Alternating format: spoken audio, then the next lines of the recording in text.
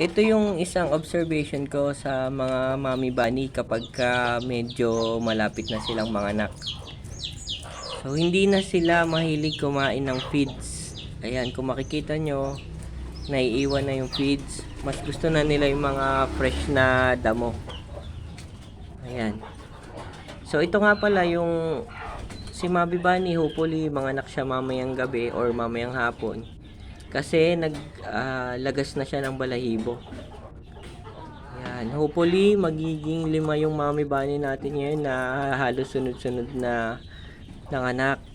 Salamat po dun sa mga nagpipray din na dumami yung ating rabbit. So, first time kasi ngayon na 5 bunny magkakasunod na nanganak.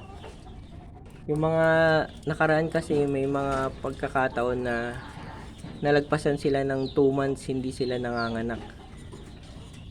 Ayan, ito yung nest box niya. So, yan. Balot na ng balahibo.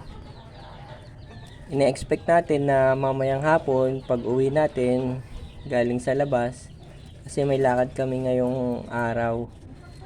Sana madami rin siyang maging anak.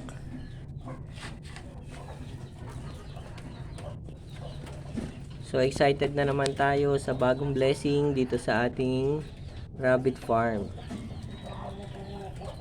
Shoutout po sa lahat ng mga madalas manood ng aking video. Maraming salamat po sa inyong suporta. Ayan po, hayaan na muna natin siyang kumain. Yun lang po yung update ko dito sa Mommy Bunny na white. Salamat.